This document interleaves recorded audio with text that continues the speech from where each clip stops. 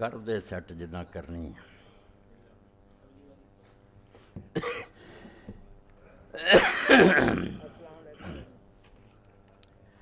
السلام علیکم ورحمۃ اللہ وبرکاتہ۔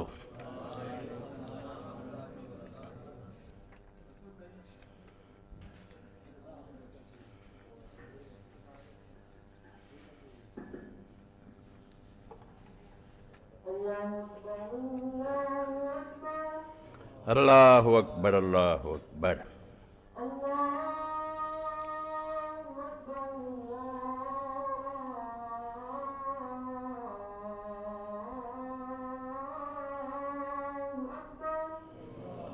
اللہ اکبر اللہ اکبر۔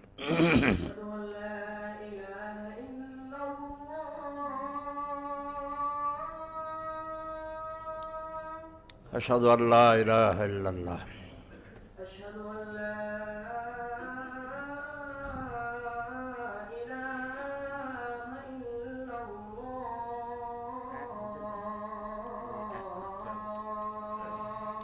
اشہد ان لا الہ الا اللہ۔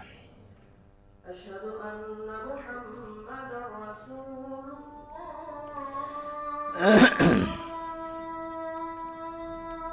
اشہد ان محمد رسول اللہ۔ اللہم صلی علی محمد وآل محمد۔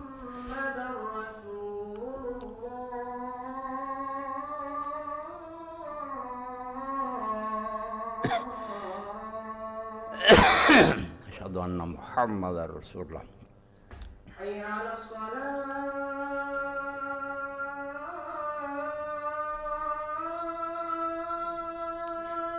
لا حول ولا قوة الا باللہ۔ حي على الصلاة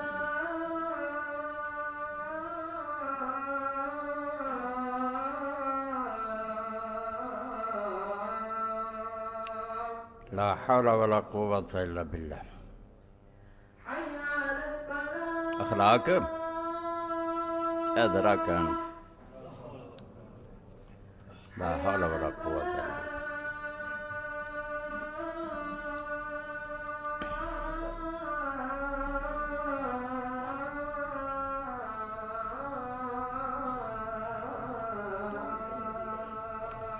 لا حول ولا قوة الا باللہ۔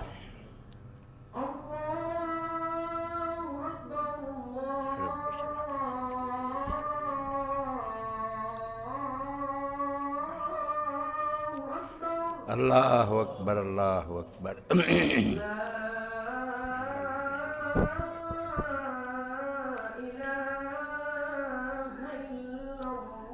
لا الہ الا اللہ وانا اشہد ان لا الہ الا اللہ وحدہ لا شریک لہ محمدا عبدہ ورسولہ رضیت باللہ ربا وبالاسلام دینا وبمحمد صلی اللہ علیہ وسلم۔ اللہم صلی علی محمد وعلی آل محمد کما صلیت علی ابراہیم وعلی آل ابراہیم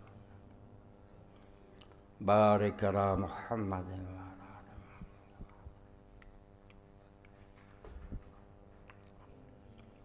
رب هذه الدعوة التامة والصلاة القائمة وابعث مقاما محمودا الذي وعدته۔ الحمد للہ رب العالمین والصلاة والسلام علی سیدنا و مولانا محمد وآلہ وصحبہ اجمعین۔ اما بعد فاعوذ باللہ من الشیطان الرجیم۔ بسم اللہ الرحمن الرحیم۔ وَأَوْفُوا الْكَيْلَ إِذَا كِلْتُمْ وَزِنُوا بِالْقِسْطَاسِ الْمُسْتَقِيمِ ذَلِكَ خَيْرٌ وَأَحْسَنُ تَأْوِيلًا۔ واجب الاحترام سامعین کرام، اسلامی سال کا پہلا مہینہ محرم الحرام شروع ہو چکا ہے۔ اللہ کے رسول علیہ السلام نے اس کو شہر اللہ المحرم فرمایا کہ یہ اللہ کا مہینہ ہے۔ مہینے سارے اللہ کے ہیں، مگر کبھی کبھی کسی چیز کی شان بڑھانے کے لیے اس کو اللہ تعالیٰ کی طرف مضاف کر دیا جاتا ہے۔ جیسے گھر سارے اللہ کے ہیں مگر بیت اللہ اونٹنیاں ساریاں اللہ کی ہیں، صالح علیہ السلام کی اونٹی ناقۃ اللہ. تو اللہ نے اس مہینہ کو فضیلت بخشی ہے، اس لیے اللہ کے رسول علیہ السلام نے صحیح مسلم میں ابو ہریرہ رضی اللہ عنہ کی روایت میں اس کو شہر اللہ المحرم فرمایا کہ یہ اللہ کا مہینہ. لوگ یہ چاہتے ہیں اور ایسا ہی کہتے ہیں کہ ساری دنیا کی قومیں جو ان کا سال خوشی سے شروع ہوتا ہے، اور وہ خوشی تو آپ دیکھ ہی رہے ہیں جیسے عیسائی لوگ مناتے ہیں، اور ان کی تقلید میں ہم بھی اب لگ پڑے ہیں ہوٹلوں میں شراب اور زنا اور ڈانس وغیرہ. یہی ہونا چاہیے، مگر یہاں ان لوگوں کی توقع اور امید کے خلاف کہتے ہیں کہ نہیں، مسلمان رونے دھونے میں لگ جاتے ہیں. نیتیں بد ہیں، یہ نہیں کہ کوئی نیک نیت سے یہ کہتے ہیں کہ خوشی سے سال شروع ہونا چاہیے. اصل میں لوگوں کے سینوں میں رسول اللہ صلی اللہ علیہ وسلم کی اولاد کے بارے میں بغض جو ہے وہ جم چکا ہے، اور وہ ان کی زبانوں سے بھی باہر آتا ہے، اور کتابوں پر کتابیں بھی یہ لوگ لکھ رہے ہیں. کوئی چھپی بات نہیں رہی کہ ایک طوفان بدتمیزی ہے جو برپا ہے. آپ اگر رسالوں کا اور کتابوں کا مطالعہ کریں تو حیران ہوں گے کہ حسین رضی اللہ تعالیٰ عنہ صرف کربلا میں شہید نہیں ہوئے، اب بھی مدروں میں تیروں کی اتنی بارش ہو رہی ہے کہ آدمی حیران ہوتا ہے کہ یہی لوگ جو کہتے ہیں یہ کوئی دینی مسئلہ، اگر یہ دینی مسئلہ نہیں کیوں محرم آتے ہی ہر رسالہ ہر کتاب اسی موضوع پر آتی. تو حقیقت یہ ہے کہ اس مہینے کا امام حسین رضی اللہ عنہ کی شہادت سے شروع ہونا، اور ذی الحج جو سال کا آخری مہینہ اس کا حضرت اسماعیل علیہ السلام کی قربانی پر ختم ہونا، یہ اپنی جگہ اللہ تعالیٰ کی حکمت کے مطابق بہت ہی مناسب کام ہے. جو لوگ دین کو نہیں سمجھتے وہ بے شک ہنستے رہیں، ناچتے رہیں، مگر اللہ نے قربانی پر سال ختم کیا اور قربانی سے آغاز کیا سال کا، تاکہ اہل اسلام کو پتہ لگے ہوشیار کے برہ دم تیغست قدمرا، کہ اے اللہ کے نیک بندو ہوشیار ہو جاؤ کہ تمہارے قدم جس راستے پر ہیں وہ تلوار ہے، تلوار پر چل رہے ہو. جانیں قربان کرنا، اپنی جان اللہ کے دین کے لیے بیچ دینا، یہ دین کا خلاصہ ہے. اس لیے ذی الحج بھی قربانی پر ختم ہوا، اور امام حسین رضی اللہ عنہ کا واقعہ بھی سال کے شروع میں پیش آیا، تاکہ لوگوں کو اس بات کا پتہ چلے نہ بینی کہ ہاں شاہ نکو نام بدست سر بریدہ امید ہر نام. دیکھتے نہیں ہو کہ اللہ تعالیٰ ان کے ہاتھ پر پیالہ رکھتا ہے، ان کو جام محبت کا پلاتا ہے جن کے سر کٹے ہوتے ہیں. یہ سر کٹوں کا دین ہے. اس لیے جو ناچنا چاہتے ہیں، ڈانس کر رہے تھے، وہ عیسائی ہو جائیں، دوسرے مذہبوں میں چلے جائیں، یہاں تو رونا دھونا ہے. ایسا رونا دھونا جو بیکار نہیں ہے کہ صرف رو کر آرام سے بیٹھ جاؤ، نہیں، قربانیوں کو یاد رکھنا. اور اسی لیے یہ رسالہ علم و آگئی جو آیا اس مہینہ کا، اس میں بھی مولانا ابوالکلام آزاد رحمۃ اللہ علیہ کا حوالہ دیا. بس میں ابتدا میں ہی وہ بات آپ کی خدمت میں عرض کر دینا چاہتا ہوں. فرماتے ہیں حضرت حسین علیہ السلام کا واقعہ کوئی شخصی واقعہ نہیں ہے. کوئی نہ سمجھے نہ میرے خطبے سے کہ کوئی بات تھی جو میں سنا رہا ہوں، کوئی کسی ایک آدمی کا قصہ نہیں ہے کہ کوئی شخص تھا جو مارا گیا. اس کا تعلق صرف اسلام کی تاریخ ہی سے نہیں بلکہ اسلام کی اصلی حقیقت سے ہے. یعنی وہ حقیقت جس کا حضرت اسماعیل علیہ السلام کی ذات سے ظہور ہوا تھا، اور وہ بتدریج ترقی کرتی ہوئی حضرت عیسیٰ علیہ السلام کی ذات کو پہنچ کر گم ہو گئی تھی، اس کو حضرت حسین رضی اللہ نے اپنی سرفروشی سے مکمل کر دیا. وہی بات جو علامہ اقبال رحمۃ اللہ نے فرمائی ہے، عجیب و سادہ و رنگی ہے داستان حرم، نہایت اس کی حسین ابتدا ہے اسماعیل. حرم کی ساری کہانی کیا ہے؟ جب بنیاد رکھی جا رہی تھی اسماعیل علیہ السلام کے گلے پر چھری، اور جب دین تکمیل کو پہنچا، اللہ کے آخری نبی زمین پر آئے، تو رسول اللہ کا بچہ جس کو حضور کندھوں پر اٹھاتے تھے، نماز میں سجدہ لمبا کر دیتے، اس کی خاطر اس کی شہادت کا واقعہ پیش ہے، تاکہ لوگوں کو پتہ چلے نہ بینی کیا شاہ نکو نام بدست سر بریدہ امید. اسلام پر چلنا چاہتے ہو نا، تو یہ حجروں میں بیٹھ کر اور تسبیحیں گما کر اس دین پر نہیں چلا جا سکتا. یہ دین جان مانگتا ہے، اور جان بھی ان بندوں کی مانگتا ہے. لوگ حیران ہوتے ہیں اللہ کے نیک بندوں کو کیوں مشکلیں پیش آتی، اور الٹ نتیجہ نکالتے ہیں کہ اگر وہ نیک ہوتے، اللہ کے پیارے ہوتے، کیوں مارے جاتے. بالکل غلط بات. انبیاء علیہ السلام قتل ہوئے ہیں. حالانکہ دیکھنے کی بات یہ ہے کہ آپ جب قربانی دیتے ہیں تو قربانی کے لیے وہ جانور تلاش کرتے ہیں جو بے عیب ہو، بے عیب جانور.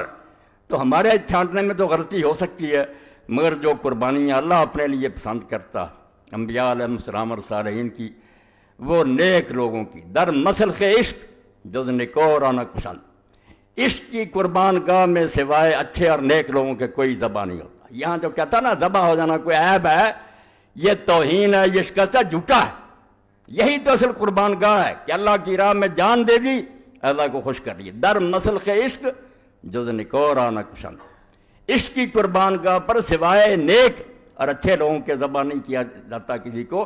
لاگر صفتنا و زشت خورانا پسند۔ اللہ بالکل ان لوگوں کو اپنے راستے میں جان دینے کی توفیق ہی نہیں دیتا جن میں عیب ہوتے ہیں، خامیاں ہوتی ہیں، ان کو مردود ٹھہراتا کہ جاؤ دنیا میں عیش کرو، مزے کرو، کسی حکومت کے کاسا لیس ہو جاؤ، پیالے چاٹو اور دانش فروش بن جاؤ۔ میں دو لفظ بولوں گا، دانش فروش۔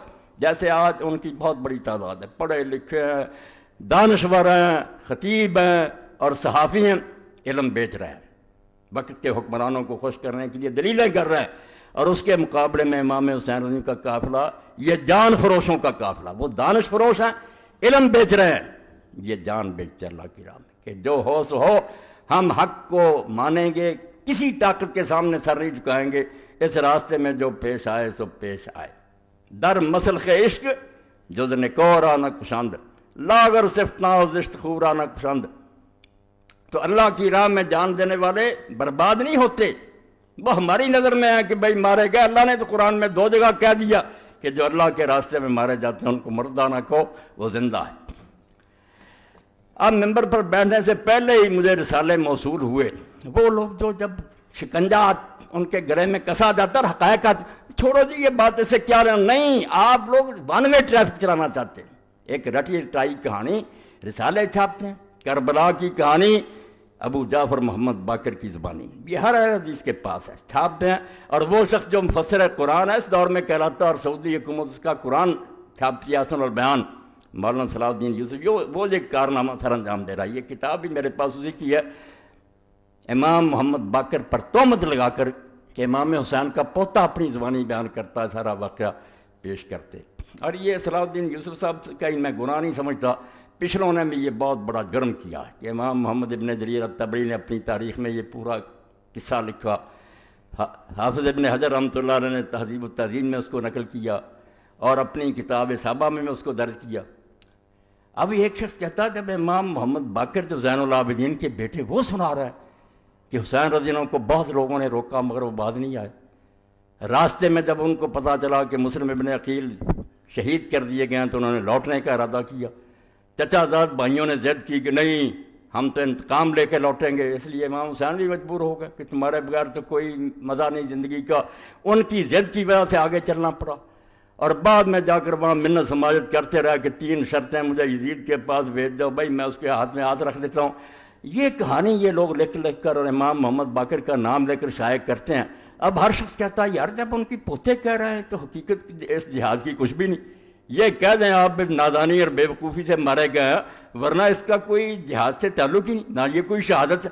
وہ تو جان بچانا چاہتے تھے، کہتے لے چلو مجھے، میں یزید کے ہاتھ میں ہاتھ رکھ دیں۔ یہ سب باتیں آپ پڑھتے بھی ہیں، سنتے بھی ہیں، اور تاریخ جو ہے زیادہ سے زیادہ مہربانی کرتی ہے کہ کوفہ کے کچھ لوگ سے بے ایمان اور بددیانت انہوں نے امام حسین رضی اللہ عنہ کو خط لکھے، امام ان کے ورق میں آ گئے، ان کے دھوکے میں آ گئے، بعد میں راز کھلا کہ یہ تو سب مکار اور فریبی ہیں، پھر آپ پچھتاتے رہے۔ نتیجہ کیا نکلا؟ کچھ بھی نہیں کہ امام حسین رضی اللہ عنہ انہوں نے نتیجہ یہ نکالا پوری کتاب میں رسومات محرم الحرام اور ثانیہ کربلا کہ امام صرف فوت ہوئے ہیں ایک اپنی ناجائز غرور اور گھمنڈ کی وجہ سے کہ سمجھتے تھے میں رسول اللہ کا نواسا ہوں اس لیے بہتر ہوں، یہ نسلی غرور ان کو لے ڈوبا۔ میں یہ کتاب آپ کے سامنے پیش کر رہا ہوں، لے کر پڑھیں، اور یہ ہر مولوی کے پاس ہے، جتنے ہیں نا اہل حدیث علماء سب کے پاس یہی ہے، اسی کو رٹے طوطے کی طرح دہراتے رہتے ہیں، کسی کو توفیق نہیں کہ نکال کر دیکھے کہ یہ باتیں کچھ صحیح نہیں ہیں۔ تو امام حسین رضی اللہ عنہ جی کہتے تھے کہ مجھے لے چلو میں بیعت کر لیتا ہوں، مگر دوسری بات جو بے وقوفی کی وہ عبید اللہ بن زیاد نے کی کہ اس نے ضد کی کہ پہلے میرے ہاتھ پر بیعت کرو پھر دمشق لے کر جاؤں گا، تو امام نے خواہ مخواہ ایک ناجائز بات کہی کہ نہیں تیرے ہاتھ گورنر پر بیعت نہیں کروں گا، وہاں میں کروں گا۔ صرف اتنی بات پر عبید اللہ کہنے لگا نہیں آئینی بات ہے، میں گورنر میرے ہاتھ پر، یعنی یہ امام حسین رضی اللہ عنہ کو ایک احمق، ضدی اور مغرور آدمی ثابت کیا جو خواہ مخواہ اپنی جان دے گیا، ورنہ کچھ حقیقت نہیں۔ اور اس میں صاف صاف لکھا کہ یزید کو بیعت کا مطالبہ کرنے کا کیوں حق نہیں تھا، کیونکہ جب سوائے 2 آدمیوں کے عبداللہ ابن زبیر اور امام حسین کے ساری سلطنت میں لوگوں نے اس کی بیعت کر لی تھی، وہ کیوں نہ بیعت مانگتا؟ امام حسین جھوٹا تھا، یہ پوری کتاب ہے۔ اب ہم اس کا جواب اگر میں دوں تو سارے شہر میں پروپگنڈا کہ مولوی اسحاق امام حسین رضی کا بیان کرتا، اور ان دنوں میں آ کر یہ مسجد نہیں امام بارگاہ میں، لعنت اللہ علی الظالمین، اللہ کے نامراد ظالم بندو، یزید کی حمایت میں تم کتابیں لکھو، امیر المومنین یزید رحمۃ اللہ علیہ جگہ جگہ اس میں لکھا، اور ہم امام حسین رضی کا بیان کریں، اور آپ لوگوں کو یہ توفیق ہی نہ کہ پوری کتاب میں نہ ابن تیمیہ کو یہ توفیق ہوئی، اللہ انہیں بھی معاف کرے، نہ انہیں ملی کہ رسول اللہ کی وہ حدیثیں تو کہیں ذکر کر دو کہ حضور نے پہلے بتایا نہیں تھا امام حسین رضی کے بارے میں، وہ صحیح حدیثیں نہیں ہیں، ان کو چھوتے تک نہیں، خطبے ہو رہے ہیں، کتابیں لکھی جا رہی ہیں، نہ کئی تنظیموں کے سربراہ میں ان کا نام کیا لو وہ بھی لکھ دیتے ہیں ثانیہ کربلا، کوئی نہیں یہ اٹھا کر دیکھتا کہ تاریخ کی جھوٹی روایتیں، یہ جو میں نے لکھ دیا کہ محمد باقر رحمۃ اللہ علیہ کی زبانی، اس کے بارے میں تو آپ سمجھ لیں کہ جہاں جہاں یہ لکھی ہے بالکل جھوٹ کا پرندہ، اس میں زکریہ بن یحییٰ ضریر مجہول ہے، اور آگے چل کر جس نے یہ کہانی گڑھی ہے خالد بن عبداللہ الکسری، مکہ معظمہ میں بدقسمتی سے جو لوگ گورنر رہے ہیں ان پر پوری ایک کتاب ہے غایۃ المرام، اس میں اس کے حالات پڑھیں، اور امام ذہبی جو لکھتے ہیں کہ ناصبی السباب، مکے کے ممبر پر چڑھ کر جو حضرت علی رضی اللہ عنہ کو علانیہ لعنت کرتا تھا وہی عبداللہ بن خالد کسری تھا، جس نے یہ کہانی گڑھی کہ امام حسین کے بارے میں یہ بات پھیلا دو کہ وہ تو واپس آنا چاہتے تھے، وہ تو یہ شرطیں پیش کرتے تھے، انہیں تو لوگ روکتے تھے۔ میں کہتا ہوں اس جھوٹے اور حضرت علی رضی اللہ عنہ پر لعنت کرنے والے کی سوال آؤ کہیں دنیا سے کوئی کتاب جس میں یہ آتا ہے کہ امام حسین رضی اللہ عنہ واپس آنا چاہتے تھے۔ خود یزیدی اور بنو امیہ کا گورنر کہانی گڑھے اور امام محمد باقر کی ذمہ لگا دے، اور تم اس کو یہ شائع کرو کہ کربلا کی کہانی محمد باقر کی زبانی۔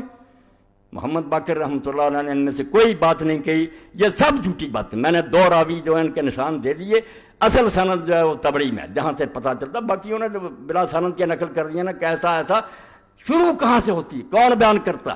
زکریہ بن یحییٰ ضریر مجہول، اور آگے کون ہے؟ خالد بن عبداللہ الکسری، جس کو کہتے ہیں بغیث ناصبی، ایسا دشمن علی کہ مکہ کے ممبر پر حضرت علی رضی اللہ عنہ کو لعنت کرتا تھا۔ مگر ایسے لوگ پھر ان کو اللہ تعالیٰ معافی نہیں دیتا۔ آخر میں خود بنو امیہ نے اسے معذور کیا، اور جس برے طریقے سے اس کو پھر کوڑے لگائے کر سزائیں ملی، وہ تاریخ کا ایک حصہ وہ پڑھنا چاہیے کہ ظالم کی گرفت کیسے ہوئی۔ پھر اس کی کہانی لئی پھر تو دشمن اہل بیت کی کہ امام محمد باقر نے یہ کہا۔ تو اللہ کے لیے توبہ کرو، حدیث کی کتابوں کی طرف رجوع کرو۔ حسین رضی اللہ تعالیٰ عنہ پاگل تھا، اور کسی ظالم نے آج تک نہیں کہا، اور یہ بات جو اس کو بیان نہیں کیا کہ کوفہ بلانے والے تھے کون؟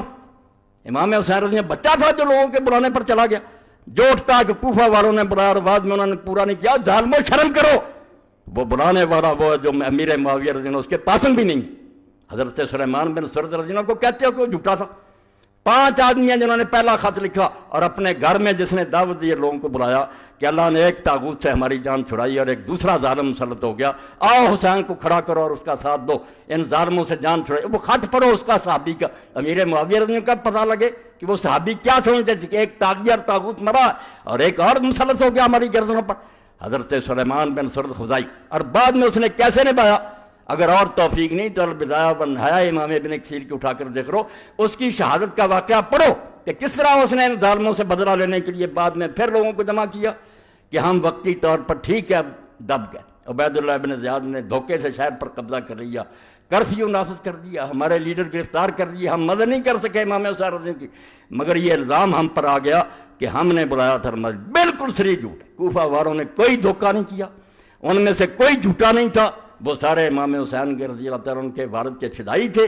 اور حضرت سلیمان ابن سرد رضی اللہ صحابین جلیلا نبیذا فاضلا، جن کی شہادت کے واقعات لکھا اور امام نے لکھا کہ شہید ہو گیا، اللہ ان پر بے شمار رحمتیں کرے، اس کو ظالموں بدنام کرتے کہ جھوٹا تھا اور بلا دیا تھا، بدلہ لینے کے لیے اٹھا۔ اس تحریک کو توابون کی تحریک کہتے ہیں۔ 4000 آدمی کربلا میں گئے، امام حسین رضی کی خبر پر عہد کیا کہ یا بدلہ لیں گے ان ظالموں سے یا اپنی جانیں دے دیں گے۔ عبید اللہ زیاد کے ساتھ پھر مار کے وہ بیچارے مارے گئے، شہید ہو گئے۔ بعد میں بدلہ جس کی قسمت میں تھا، مختار ابن ابی بیضہ سکری، اس نے ایک ایک کا صفایا کیا، شمر اور ابن زیاد سارے جتنے اس کے ہاتھ سے مارے گئے۔ مگر یہ حضرت سلیمان ابن سرد اور ان کے ساتھی جتنے بلانے والے تھے یہ عین البردہ کے مقام پر شہید ہوئے، اپنی جانیں انہوں نے دے دیا، اپنا وعدہ نبھا دیا۔ تو جھوٹ اتنا پھیلایا گیا کہ جس کا جی چاہتا وہ کہانی چھوٹی سی بیان کر دیتا ہے. بالکل اس طرح ہی جیسے میرے ایک استاد تھے کالج میں، وہ کہہ رہے تھے کہ اگر بات کو برباد کرنا تو اس کا طریقہ یہ ہے کہ لوگ بیٹھے ہوئے تھے، کھانا کھا رہے تھے، تو ایک آدمی نے کوئی کہانی چھوڑ دی، وہ بیچارہ لمبی بیان کرنے لگا، اتنے میں دوسرے کھا گئے. اس نے ایک دن سوچا میں بھی اس کو پھنساؤں گا. اس نے کہا یار یوسف علیہ السلام کا قصہ کیا تھا؟ اب قصہ تو اتنا لمبا قرآن مجید میں اتنا لمبا آیا، مگر اس نے چالاک تھا. اس نے کہا پدرے بود پسرے داشت گم کر دو بادیات. اور بات تو اتنی، ایک باپ تھا، اس کا بیٹا تھا، وہ گم ہو گیا، مل گیا.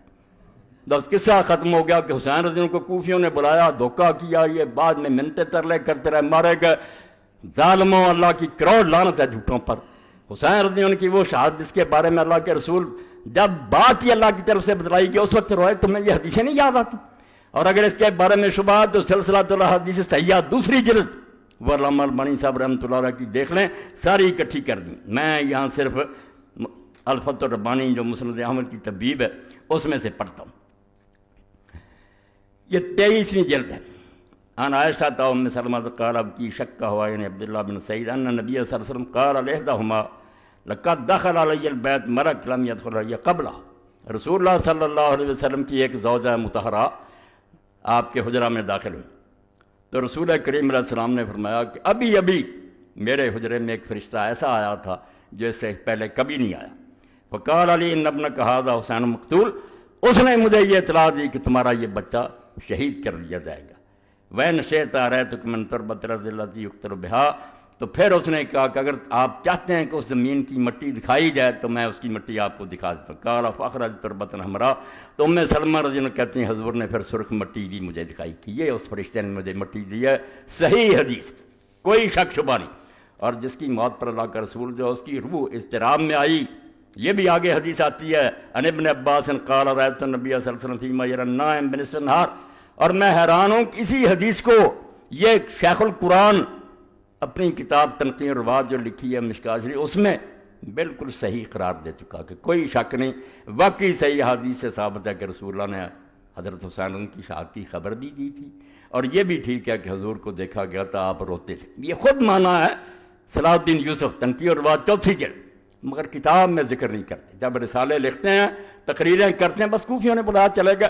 اب جس کی پیدائش کے وقت ہی اللہ کے فرشتے نے اطلاع دے دی اور اس واقعہ کو ہم بھی اتنا سمجھا کہ باقی اطلاعیں دینے کے لیے روز فرشتے آتے تھے، مگر اس کے لیے فرمایا ایسا فرشتہ آیا جو کبھی بھی آسمان سے پہلے نازل نہیں ہوا. تو ابن عباس پھر جس دن شہید ہوئے اس دن کا واقعہ بیان کرتے ہیں. رایت النبی صلی اللہ علیہ وسلم فیما یری النائم بنصف النہار. اس کو بھی صحیح کہا کہ میں نے دوپہر کے وقت اللہ کے رسول علیہ السلام کو خواب میں دیکھا. وہ قائم اشس اکبر بیدہ قارورہ فیہا دم. حضور کھڑے تھے، آپ کے بال بکھرے ہوئے تھے، بدن مبارک پر، داڑھی مبارک پر، سر مبارک پر مٹی پڑی ہوئی تھی، ہاتھ میں شیشی تھی، اس میں خون بھرا ہوا. فقلت بأبی انت امی یا رسول اللہ ما ھذا. میں نے گھبرا کر کہا اللہ کے رسول یہ کیا معاملہ ہے، آپ کی کیا حالت بنی ہوئی ہے اور یہ خون کیسا ہے؟ قال ھذا دم الحسین واصحابہ. فرمایا یہ حسین اور اس کے ساتھیوں کا خون ہے. لم ازل التقط منذ اليوم. میں صبح سے اس کو اکٹھا کر رہا ہوں. فاحسین ذلک اليوم. تو حضرت عبداللہ ابن عباس رضی اللہ عنہ فرماتے ہیں ہم نے وہ دن اور گھڑی یاد کر لی. فوجدوا قتل فی ذلک اليوم. جب قافلہ لوٹا پٹا واپس آیا تو ہم نے دیکھا کہ واقعی وہی دن تھا اور وہی وقت تھا جب رسول اللہ بے چین تھے، عالم ارواح میں ان کا نواسا شہید ہو رہا تھا. ان کے ہاتھوں سے لٹی باغ رسالت کی بہار جو نمازوں میں صدا پڑھتے رہے صلی اللہ. اور آئے گا وقت آپ دیکھیں گے کہ وہ ظالم جن کے بارے میں یہ سارے تنظیموں کے سربراہ نہیں جی، شمر جو تھا وہ تو ان کا اعلیٰ کار نہیں تھا، اہلکار تھا. اس نے لکھا کہ شمر اور دوسرے جو وہ کیا غلط کر رہے تھے، وہ ایک حکمران کے اہلکار تھے، وہ اپنے امیر کی اطاعت کر رہے تھے، ٹھیک کر رہے تھے امام حسین رضی اللہ کو قتل. ساری کتاب ظالم نے ایسی لکھی ہے. اور حال یہ ہے علم کا، میں اس لیے خطبہ اردو میں کرا رہا ہوں کہ یہ لاہور پہنچایا جائے، یہ صلاح الدین یوسف صاحب کو دیا جائے کہ آپ کے علم کا حال یہ ہے کہ 19 صفحہ پر آپ نے لکھا ہے یہ تعزیہ کی مذمت کرتے ہو. تعزیہ غلط ہے تو ٹھیک ہے غلط ہے، مگر حدیث دیتے ہیں.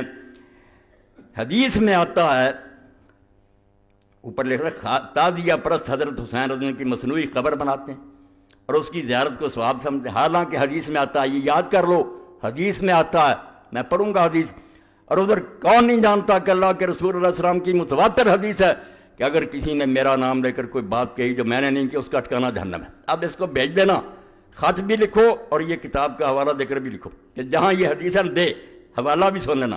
من زار قبرا بلا مقبور فکانما عبد السن، جس نے ایسی خالی قبر کی زیارت کی جس میں کوئی میت نہیں تو گویا اس نے بت کی پوجا کی۔ رسالہ تنبیہ الظالین از مولانا اولاد حسن وارد نواب صدیق حسن خان رحمہ اللہ تعالیٰ۔ اب پوچھے یہ کوئی حدیث کی کتاب ہے؟ نہ صحابی نہ سند نہ کوئی، آپ نے حدیث کہا۔ تعزیہ کی مذمت کے لیے تعزیہ کا رد آپ کرتے رہتے، مگر یہ تعزیہ کا رد کرنے کے لیے یہ کہ حدیث میں ہے، اور تنبیہ الظالین جو رسالہ لکھا نواب صاحب کے والد نے اولاد اس میں ہے۔ بھائی نواب صاحب کے والد نے کوئی لکھا؟ کون صحابی بیان کرتا؟ کہاں ہے کس کتاب میں؟ آپ موضوعات کی کتابیں بھی چھان جائے جو منکرد حدیثوں پر، ان میں بھی نہیں ہے یہ بات۔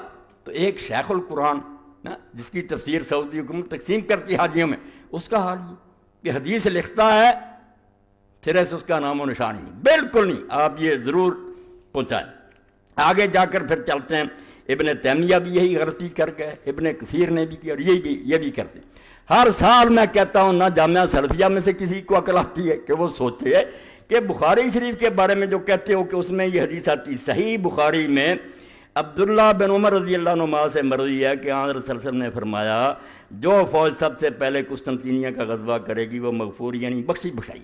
اس حدیث پر تو انشاءاللہ بات ہوگی، مگر عبداللہ بن عمر رضی اللہ عنہ سے دنیا کی کسی کتاب میں کوئی نکال کر دکھا دینا۔ یہ ان سارے شیخوں کے سامنے یہ رسالے چھپتے ہیں، اوپر لکھا ہوتا ہے ایڈیٹوریل اسلام میں کہ ہم سارے شیخ اس رسالوں کے دیکھتے ہیں۔ بھئی آپ نے نکال کر دیکھا ابن تیمیہ سے غلطی ہو گئی؟ بھئی واقعہ تو ام حرام رضی اللہ تعالیٰ کا، ایک عورت ہے اس کی راوی صرف حضرت ام حرام بن ملحان رضی اللہ بنت ملحان رضی اللہ، اور کسی سے نہیں۔ دنیا جہان میں جتنی کتابیں نا کسی دوسرے صحابی نے اس کو روایت نہیں کیا، ام حرام بنت ملحان، مگر یہ صاف لکھا ہے صحیح بخاری میں، اور ساتھ حوالہ بھی ہے صحیح البخاری الجہاد وسیر باب ما قیل فی قتال الروم۔ تو جہاں سے دیا وہاں ہر شخص اٹھا کر دیکھ لے کہ وہاں ابن عمر کا کہیں نام آتا ہے۔ جن لوگوں کی حالت یہ ہے کہ نہ توفیق ہے کہ کتاب جس سے لکھ رہے ہیں اس کا بھی پتہ نہیں، عبداللہ بن عمر رضی اللہ عنہ کا وہاں کوئی ذکر نہیں آتا۔ اس حدیث کے بارے میں بات تو شاید کبھی موقع ملے، مگر میں ضمناً کہہ دوں کہ بے شک یہ بخاری میں ہے، مصنف عبدالرزاق میں، مگر کون بیان کرتا؟ شروع سے لے کر سارے شامی ہیں، کوئی مکے کا، مدینہ کا، عراق کا، دنیا کے کسی مسلمان ملک میں کسی کو خبر نہیں ہے کہ حضور نے یہ اطلاع دی تھی، صرف شامی بیان کرتے ہیں۔ جہاں دارالحکومت تھا معاویہ رضی اللہ عنہ کا، بعد میں یزید اور ان کی ساری اولاد، کلہم شامیون، پہلے سے لے کر آخری راوی تک سب شامی، اور شامی بھی کیسا؟ سور بن یزید القرائی، جو مدینہ میں امام مالک صاحب نے کہا کوئی اس کے پاس نہ بیٹھے، نہ اس کی روایت لکھے، بیماری کیا تھی؟ وہ بھی ناسبی تھا، جیسے وہ خالد بن عبداللہ کا بنایا نا مکے کا گورنر کہ علی کو گالیاں دیتا، اس کا بھی یہی کام تھا کہ حضرت علی کو کہتا تھا میں اس کو پسند کر سکتا ہوں جس نے میرے دادے کو قتل کیا تھا، میرا دادا جنگے سے۔ بھائی ایسے دشمنان اہل بیت کی حدیثیں لیے پھرتے ہو، جب اصول یہ ہے سارے جانتے ہیں کہ کوئی آدمی اگر ایسی حدیث روایت کرے کہ اس آدمی کا تعلق کسی خاص گروہ سے ہو اور اس کے علاوہ اس کی کوئی تائید نہ کرے، یہ ساری امت کا مسلمہ اصول اور عقل کی بات ہے، وہ بات نہیں لی جاتی۔ وہ تو اس گروہ کا آدمی، اس نے تو کہنا کوئی غیر جانب بیان کرے۔ اسی لیے علماء نے یہ اصول بیان کر دیا کہ اگر کوئی شیعہ ایسی حدیث حضرت علی رضی اللہ عنہ کی شان میں یا اہل بیت کی شان میں بیان کرے جو دوسرے کسی مسلمان نے بیان نہ کی ہو، تو بے شک وہ سچا اور دیانتدار، ہم نہیں اس کی بات مانیں گے۔ شبہ ہے کیونکہ اس کا یہ عقیدہ اور مسلک ہے، اس کی حمایت میں گڑھڑی ہوگی۔ بات قدرے دل کو لگتی ہے کہ واقعی محتاط رہنا چاہیے، مگر یہاں آ کر سارے اصول ختم۔ سور بن یزید القرائی کا نکال لیں ترجمہ، اگر یہ علی سے دشمنی رکھنے والا نہیں تھا میرے ذمہ لگائے، اس کی حدیث معتبر ہوتی، جو علم حدیث اس کے مطابق کوئی گروہ جس کا خاص عقیدہ وہ اپنے مسلک کی حمایت میں۔ بھائی ناصبی نے تو کہنا ہی تھا کہ معاویہ جنتی اور یزید بخشا ہوا، کوئی اور کہتا ہے کسی کتاب میں دوسرے کوئی روایت ہے؟ یہ ضمناً بات آ گئی۔ تو خیر صحیح بخاری میں عبداللہ بن عمر، دوسری غلطی کہ عبداللہ بن عمر سے صحیح بخاری میں جہاں ہے نا، بلکہ اور کسی کتاب میں بھی تو نکال دیں، کسی جگہ عبداللہ بن عمر رضی اللہ عنہ کی یہ روایت نہیں ہے۔ یہ روایت جہاں بھی ہے حضرت ام حرام بنت ملحان رضی اللہ تعالیٰ عنہ سے روایت ہے۔ تو اس نے بھی خلاصہ یہی نکالا ہے کہ یزید بالکل امیر المومنین تھا، ساری امت نے تسلیم کر لیا تھا، کیسے تسلیم کیا تھا یہ بیان کرنا ہے، جس سے میں نے کہا اور علامہ ابوالکلام آزاد نے کہا یہ کہانی ہی نہیں دین کی حقیقت ہے۔ اور میں ڈنکے کی چوٹ کہتا ہوں کہ جو لوگ اسلامی خلافت کے مدعی اگر وہ حسین کو نہیں سمجھے ان کی تحریکیں بے برکت ہیں اور کبھی دنیا میں وہ اسلامی خلافت نہیں قائم کر سکتے۔ اسلامی خلافت برباد کرنے والوں کی حمایت کرتے ہو اور جو اس کو قائم کرنے کے لیے اٹھا اس کو باغی اور مجرم کہتے ہو، پھر کس خلافت کی بات کرتے ہو؟ اپنے دعوے کے خلاف تم غلط باتیں کرتے ہو۔ ایک طرف خلافت کے مدعی ہو، دوسری طرف جنہوں نے خلافت کو بدل کر ملوکیت میں تبدیل کیا اور ایسے ظالمانہ طریقے سے بیان کیا۔ میں یہ حقائق اس لیے لکھوانا چاہتا ہوں، میں نے جو اس بارے میں جو پڑھا دکھ تو یہ ہے کہ میں اس کو لکھوا نہیں سکا، آپ اس پر کتاب نہیں لکھ سکا، ورنہ اس پر ایک مبسوط کتاب ہزاروں صفحوں میں لکھنی تھی۔ یہ کوئی واقعہ، یہ اسلام کا ایک روشنی کا منار ہے، اگر یہ ڈھہ گیا اور حکومتیں چاہتی ہیں کہ اس کو گرا دیا جائے، یہ تو پیغام ویسے ہی دے دیتے نا کہ امام حسین رضی کی قربانی، ورنہ ظالم مسلمان حاکموں کے لیے حسین ایٹم بم ہے۔ اگر وہ روح امت میں پیدا ہو جائے کہ برے کے سامنے سر نہیں جھکانا چاہیے، طاقت کوئی چیز نہیں ہے، حق کا ساتھ دینا چاہیے، اور اس میں یہ بھی نہیں دیکھنا چاہیے کہ آدمی تھوڑے ہیں ساتھ یا زیادہ نہیں، جتنے ہوں لے کر میدان میں نکلتے۔ جو سبق ہے جو ان لوگوں کے لیے تو موت ہے، یہ امام حسین رضی کے دن پر کیسا پیغام دے سکتے ہیں؟ رسمی طور پر سیکرٹری لکھ دیتے ہیں، بیان کرتے ہیں۔ حسین رضی اللہ تعالیٰ عنہ کے واقعہ میں یہ کہتا ہوں کہ کچھ لوگ پوچھتے ہیں یزید جو تھا وہ اپنی ماں بہن سے زنا کیا، جھوٹ بات، ایسی باتوں کی ضرورت نہیں، نہ ہمیں یزید کو کچھ برا کہنے کی ضرورت ہے کہ اس میں یہ برائیاں تھیں۔ برائی سب سے بڑی یہ ہے جو اللہ کے رسول علیہ السلام نے فرمائی تھی کہ اول من یبدل سنت رجل من بنی امیہ۔ اصل اعتراض میرا یہ ہے جو اصولی ہے، ہمیں کوئی اس سے بحث نہیں، وہ شراب نہ پیتا نماز نہ، جس طریقہ سے یہ خلافت بنی ہے میں مولانا ابوالکلام آزاد رحمۃ اللہ علیہ کے حوالے دوں گا اس سلسلے میں، کیونکہ وہ نایاب ہے۔ وہ میرے بچے نے کوشش کی اور بڑی محنت سے اس نے وہ کرمی جو تھے فوٹو اسٹیٹ کرا کے لایا، بڑی محنت کیا جعفر بچے نے اس بارے میں۔ آزاد نے لکھا کہ بنو امیہ کی حکومت غیر اسلامی اور خالص کفر جلی پر مبنی، کفر جلی کا ننگا کفر، کہ تشدد سے اور زبردستی سے جو حکومت بنوائی جائے اور جب زبردستی جو مسلمانوں کے تخت پر بیٹھ جائے وہ فرشتہ بھی ہو تو شیطان ہے، کوئی حق نہیں۔ مسلمان امت کا حق ہے کہ اپنے لیے اپنا قائد چنے۔ ایک شخص زبردستی بیٹھ جاتا ہے اور بعد میں بیعت لیتا ہے، یہ خود اتنا بڑا گناہ اور جرم ہے کہ اس کے ہوتے وہ شراب نہ پیے، زنا نہ کرے، نمازی ہو، دیندار حاجی ہو، انتہا درجے کا بدماش ہے۔ اس کو کس نے کہا تھا کہ امت کا تخت جو ہے غاصبانہ، اس پر آ جائیں گے حوالے کہ صحابہ کی گردنوں پر کیسے تلواریں رکھی گئی، کس طرح بیعت لے گی، جس سے پتہ چلے گا کہ اس سے زیادہ قیامت اس وقت اسلام پر جو آئی تھی نہیں آ سکتی۔ امیر معاویہ رضی نے اس سلسلے میں جو کردار ادا کیا، جو رشوت سے ہاتھ میں آ گئے، پیسہ دیا، جو تلواروں کے ذریعے ڈرائے جاتے تلواریں ان کے سروں پر لڑائی گی۔ اس لیے مسجد مدینہ میں جو بے حرمت بخاری شریف میں سنا لو، اللہ کے لیے تم ہمدردی کرو امام حسین سے، جس کے بارے میں رسول اللہ کا دین پایا گیا اور اس کی موت سے پہلے حدیث پاک میں یہ بھی آتا ہے، وہ سارے علامہ البانی صاحب نے اکٹھے کر دیے کہ حضرت علی رضی اللہ فرماتے ہیں حجرے میں داخل ہوئے، رسول اللہ کے آنسو بہہ رہے تھے، فرمایا یا رسول اللہ آپ بچے کو اپنی گود میں کھلا بھی نہ، رو رہے ہیں، فرمایا ابھی خبر دی گئی کہ یہ بچہ شہید کیا جائے۔ آپ نے کبھی نام نہیں لیا، ان حدیثوں کا حوالہ نہیں دیا، اتنا بغض اور کینہ ہے کہ تاریخی جھوٹ۔ اور میں نے جو آیت پڑھی شروع میں کہ جب تولو تو پورا تولو اور صحیح ترازو کے ساتھ تولو، بعض لوگوں کو سمجھ نہیں آئی وہ قرآن پر، میں نے اس لیے پڑھی کہ اسی شیخ القرآن نے خلاف تو ملوکیت کی شرعی حیثیت لکھی، مولانا مودودی صاحب کی کتاب پر تبصرہ کیا اور اس میں یہ بات کہی کہ ہم مانتے ہیں کہ صحابہ کرام سے بڑے بڑے جرم ہوئے، اس نے دوسروں والا راستہ نہیں اختیار کیا، سیدھا کان پکڑا کہ غلط کام ہوئے، ان کو بیان کرنا بھی جائز ہے، جب قرآن و حدیث میں بیان ہوا کیوں نہ بیان کیا جائے، مودودی سچا، مگر بیان جو ہونا چاہیے وہ صحیح حدیثوں سے ہونا چاہیے، صحیح روایتوں سے ہونا چاہیے۔ بس یہاں آ کر اس نے نا بات ختم کی اور بات ٹھیک ہے، کہتا جرم بھی ہوئے ہیں، بیان کرنا بھی گناہ نہیں ہے، کوئی توہین نہیں ہے، حقیقت بیان ہونی چاہیے، مگر روایت جو ہے پوری احتیاط سے لینی چاہیے۔ میں یہی کہتا ہوں اسی ترازو سے صلاح الدین صاحب توڑنا چاہیے تھا۔ آپ نے جتنی امام حسین کے بارے میں لکھی کہ وہ واپس آنا چاہتے تھے، ان کو صحابہ روکتے تھے، ابن عباس میرا چیلنجر کئی مرتبہ میں نے کہا کہ ایک صحابی کا روکنا بھی کوئی شہادت کرے مجھے پھانسی پر لٹکا دو۔ تم بنو امیہ کی گڑی ہوئی روایتیں کہ امام حسین کے جہاد کو برباد کر دیا جائے، وہ خالد بن عبداللہ کسری جو علی پر لعنت کرتا تھا ممبر مکہ پر، اس کی روایتیں بیان کر رہے، کہاں گیا وہ معیار؟ جو بات تم نے کہی تھی 100% ٹھیک۔ اور میں یہی کہتا ہوں کہ اگر مودودی صاحب کی کتاب میں کچھ چیزیں نہیں ماننی چاہیے، مگر میں نے جو اس پر حاشیہ چڑھایا صلاح الدین یوسف صاحب کی کتاب پر ایک ایک لفظ صحیح حدیثوں کے دے دیے میں نے صفحے سے کہ کس بات کا انکار کرتے، کون سی بات مودودی نے اپنی طرف سے کہی ہے۔ اگر تاریخی حوالے نہیں صحیح ٹھیک ہے، انہوں نے لکھی تاریخ کی مدد سے، آؤ میں حدیث سے ثابت کرتا ہوں۔ یہی علی پر ممبروں پر لعنت کرنا، امیر معاویہ رضی اللہ عنہ کو اکبر صحیح حدیثوں سے پیش کرتا ہوں، وہ اگر حاشیے چھپ گئے تو اس بارے میں اتمام حجت ہو جائے گا، کوئی آدمی نہیں بول سکتا، زبانوں پر مور لگ جائے گی۔ ایک ایک لفظ کی میں نے خبر لی ہے کہ کیا دیکھ رہا، ایک طرف معیار بناتا ہے کہ صحیح روایت سے کام لینا، پھر ساری جھوٹی روایت میں اپنے حق میں جتنی جھوٹی جاتی ہیں وہی تبڑی، وہی ابن اسیر پھر معتبر ہو جاتے ہیں۔ اور ان سارے جھوٹوں کا حال یہ ہے کہ جن کتابوں کو کہتے رہتے ہیں جھوٹ کا پڑھنا،